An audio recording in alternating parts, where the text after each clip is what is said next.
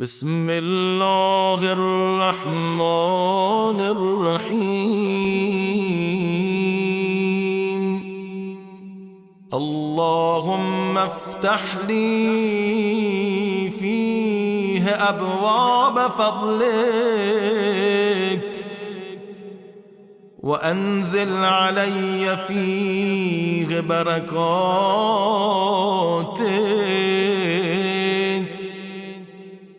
ووفقني فيه لموجبات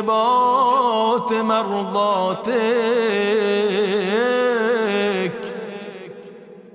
وأسكنني فيه بحبوحات جناتك يا مجيب دعوة المضطرين.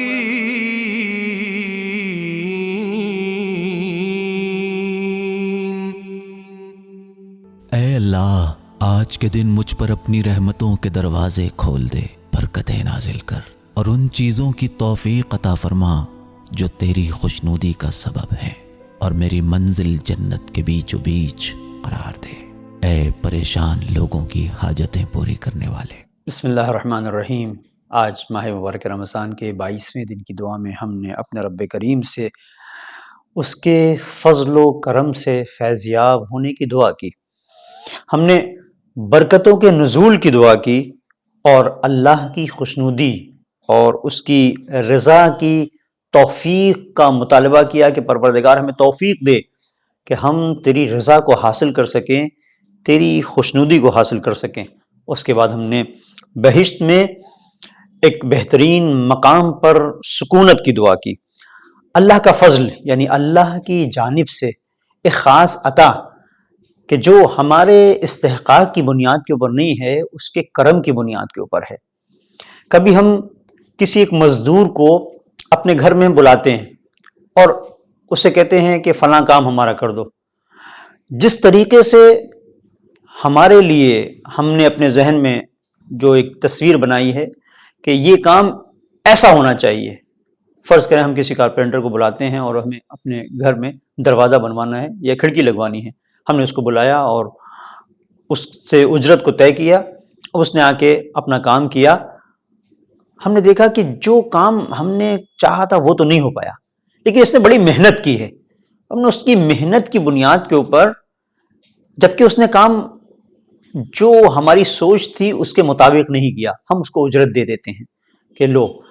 یہ تمہاری اجرت ہے، جبکہ کام ویسا نہیں ہوا۔ زندگی میں بہت ساری ایسی جگہیں ہیں کہ جہاں پر جیسا ہونا چاہیے ویسا نہیں ہوا، لیکن ہم کہتے ہیں کہ ٹھیک ہے تم نے یہ محنت کی ہے تو ہم یہ محنت کے طور پر ہم تمہیں یہ دے رہے ہیں، تم اجرت کے حقدار نہیں ہو، لیکن ہم اپنے کرم سے اپنے فضل سے تمہیں دے رہے ہیں۔ کبھی ایسا ہوتا ہے کہ ایک ٹیچر اپنے اسٹوڈنٹ کو ایک نمبر دیتا ہے، اس نے اس طرح سے جس طرح سے لکھنا چاہیے تھا نہیں لکھا، لیکن فل مارکس دیتا ہے، فل نمبر دیتا ہے کہ ایک ممتحن یا ایک ٹیچر کہ تم نے چونکہ محنت کی ہے، یہ ہم نے نمبر دیے ہیں یہ تمہاری اس محنت کو دیکھتے ہوئے دیے ہیں جو تم کر رہے تھے، تمہارے پیپر میں یہ گنجائش نہیں تھی کہ ہم اتنے نمبر دیتے، اسے فضل کہتے ہیں۔ تو پروردگار سے ہم دعا کریں کہ مالک آج کے دن ہمیں اپنے فضل و کرم سے فیضیاب فرما، اس لیے کہ اگر اللہ کا فضل نہ ہو تو قرآن کریم کہتا ہے فَلَوْلَا فَضْلُ اللَّهِ عَلَيْكُمْ، اگر پروردگار کا فضل تم پر نہ ہو، وَرَحْمَةٌ، اور اگر پروردگار کی رحمت و فضل تمہارے شامل حال نہ ہو، لَكُنْتُمْ مِنَ الْخَاسِرِينَ، تو تم نقصان اٹھانے والوں میں ہوگے۔ اس کا مطلب کیا ہے؟ یعنی ہماری عبادتیں، ہماری یہ نماز، ہمارا یہ روزہ، یہ ساری وہ چیزیں ہیں کہ جنہیں پروردگار اگر عدالت کے ترازو میں تولے، انصاف کے ترازو میں تولے، تو یقیناً یہ اس لائق نہیں کہ قابل قبول ہوں۔ انسان خود جانتا ہے کہ نماز میں کتنا خلوص تھا جب وہ اذکار نماز، ارکان نماز، واجبات نماز کو ادا کر رہا تھا، تو کتنا حضور قلب تھا، وہ جانتا ہے۔ اس لیے کہ یہ ساری چیزیں ان کا تعلق حضور قلب سے ہے، خلوص سے ہے، نیت کی پاکیزگی سے ہے۔ کتنی نیت پاکیزہ تھی انسان خود جانتا ہے۔ تو ہم پروردگار سے کہتے ہیں کہ مالک تو فضل کے ذریعے سے ہمارا حساب کرنا۔ اور روایات میں ہے علماء نے بیان کیا ہے کہ ہمیشہ یہ دعا کرتے رہنا چاہیے کہ پروردگار اپنے فضل کے ذریعے سے ہمارا حساب کرنا، اپنے عدل کے ذریعے سے نہیں، جیسا کہ دعا ہے رب عاملنا بفضلک ولا تعاملنا بعدلک یا کریم، اے کریم اپنے فضل کے ذریعے سے تو ہماری تمام عبادتوں کو اپنے فضل کی بنیاد کے اوپر قبول کرنا، جو عبادتیں ہیں، جو اعمال صالحہ ہیں، مالک اگر تو نے فضل کی ترازو میں رکھے تو کچھ حساب کتاب بن سکتا ہے، لیکن اگر تو نے عدالت کی ترازو میں رکھ دیا تو ہمارے پاس کچھ بھی نہیں ہوگا۔ اور اس کے ساتھ ہم نے اس فضل کے ساتھ پروردگار کی بارگاہ میں دعا کی کہ پروردگار ہم برکتوں کو حاصل کر سکیں اس ماہ مغفرت میں۔ یہ وہ مہینہ ہے کہ جس کے سلسلے سے حضرت محمد مصطفیٰ صلی اللہ علیہ وآلہ وسلم نے فرمایا ایھا الناس انہ قد اقبل الیکم شہر اللہ۔ یہ پیغمبر فرما رہے ہیں کہ ماہ مبارک رمضان کے آنے سے پہلے پیغمبر نے خطبہ شعبانیہ میں خاص طور پر متوجہ کیا کہ کون سا مہینہ تمہارے سامنے آ رہا ہے، قد اقبل الیکم شہر اللہ بالبرکۃ والرحمۃ والمغفرہ، یہ برکتوں کے سائے میں، یہ رحمتوں کے سائے میں، مغفرت کے سائے میں یہ مہینہ تمہارے سامنے آ رہا ہے۔ تو اب ہم اس برکتوں کے مہینے میں، رحمتوں کے مہینے میں، مغفرت کے مہینے میں جس چیز کو امید لگا کر دیکھ رہے ہیں وہ فضل پروردگار ہے۔ پروردگار کا اگر فضل نہ ہو تو ہماری نجات کے لیے کوئی راہ نہ ہو۔ یہ فضل پروردگار ہے کہ وہ توفیق عبادت دیتا ہے، یہ فضل پروردگار ہے کہ وہ وقت سحر ہمیں بیدار ہونے کا موقع دیتا ہے،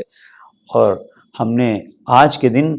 توفیق کا مطالبہ کیا ہے کہ پروردگار اپنی خوشنودی کی، اپنی رضا کی توفیق عنایت فرماتا کہ ہم تیری رضا کو حاصل کر سکیں۔ وما توفیق الا باللہ، روایت میں ہے کہ اللہ کی توفیق کے علاوہ اور کچھ بھی نہیں ہے ہمارے پاس جو ہمارے وجود کے اندر حرکت پیدا کر سکے۔ اور روایات جہاں پر اس چیز کو بیان کرتی ہیں کہ انسان کی زندگی میں جو بھی سرمایہ بندگی ہے وہ اللہ کی جانب سے توفیق کی بنیاد کے اوپر ہے، وہیں قرآن کریم اس چیز کو بیان کرتا ہے کہ اگر اللہ تمہاری مدد نہ کرے، ان ینصرکم اللہ فلا غالب لکم، اگر اللہ نے مدد کر دی تو کوئی تمہیں مغلوب نہیں کر سکتا، کوئی تمہارے اوپر غالب نہیں آ سکتا ہے، ہمیشہ تم غالب رہو گے اللہ کی مدد کی بنیاد کے اوپر۔ وَإِن يَخْذُلْكُمْ، اور اگر اللہ مدد نہ کرے اور وہ کسی کو رسوا کرنا چاہے، فَمَنْ ذَا الَّذِي يَنْصُرُكُمْ مِنْ بَعْدِهِ، تو اب کون ہے جو اللہ کے علاوہ تمہاری مدد کرے؟ تو اس لیے ہم آج کے دن اللہ کی خاص توفیق کا مطالبہ کر رہے ہیں کہ التوفیق عنایتن، توفیق اللہ کی جانب سے ایک عنایت ہے، اس کی جانب سے ایک عطا ہے۔ التوفیق رحمتن، توفیق رحمت ہے پروردگار کی جانب سے، اور اگر یہ توفیق انسان کو حاصل نہ ہو تو انسان کہیں کا نہیں رہے گا۔ تو آج کے دن میں ہم نے اپنے پروردگار سے اس کے کرم، اس کے فضل کا مطالبہ کیا، اس کی رضا کے حصول کے سلسلے سے ہم نے اسی کی جانب سے توفیق کا مطالبہ کیا۔ مالک ہم سب کو اس مہینے میں توفیق بندگی عنایت فرمائے انشاءاللہ۔ وصلی اللہ علی محمد وآلہ الطاہرین۔